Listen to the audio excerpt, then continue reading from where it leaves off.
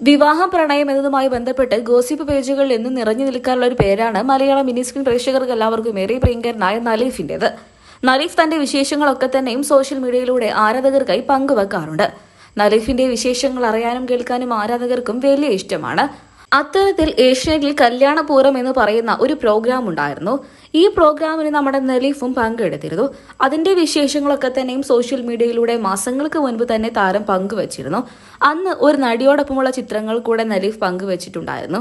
വിവാഹ വേഷത്തിൽ നിന്നുകൊണ്ടുള്ള ചിത്രങ്ങളായിരുന്നു ഇരുവരുടേതും. ഇതിപ്പോൾ വീണ്ടും സോഷ്യൽ മീഡിയയിലൂടെ ആരാധകർ ഏറ്റെടുക്കുകയാണ്. തൊട്ടു പിന്നാലെ ഇരുവരും വിവാഹിതരായോ എന്ന് തിരക്കിക്കൊണ്ട് തന്നെ നിരവധി പേരെത്തുകയാണ്.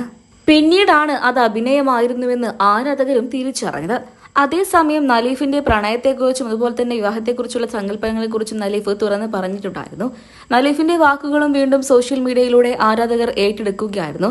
നലീഫ് അന്ന് തുറന്ന് പറഞ്ഞത് ഇങ്ങനെയായിരുന്നു: എനിക്ക് മലയാളിയായ ഒരു പെൺകുട്ടിയെ വിവാഹം കഴിക്കണമെന്നാണ് ഇഷ്ടം. കാരണം മലയാളികളാണ് എന്നെ ഇത്രമാത്രം വളർത്തിയത്. അതുകൊണ്ട് തന്നെ മലയാളികളോട് എനിക്ക് അത്രമാത്രം സ്നേഹമുണ്ട്. അങ്ങനെയുള്ള സ്ഥിതിക്ക് മലയാളി പെൺകുട്ടിയെ തന്നെ വിവാഹം കഴിക്കുമ്പോൾ ഒരുപാട് സന്തോഷമായിരിക്കും. അതേസമയം നിലവിൽ പ്രണയമൊന്നുമില്ല. പ്രണയത്തിനോടൊന്നും താല്പര്യപ്പെടേണ്ട സമയമല്ല ഇത്. കരിയറിൽ ഇനിയും ഒരുപാട് നേട്ടങ്ങൾ കൈവരിക്കാനുണ്ട്. അതിനുശേഷം മാത്രമേ ഒരു വിവാഹത്തെക്കുറിച്ച് സങ്കല്പിക്കുന്നുള്ളൂ എന്നാണ് നലീഫ് തുറന്നു പറഞ്ഞത്. നലീഫിന്റെ വിശേഷങ്ങളൊക്കെ തന്നെയും സോഷ്യൽ മീഡിയയിലൂടെ ആരാധകർ ഏറ്റെടുക്കുകയാണ്.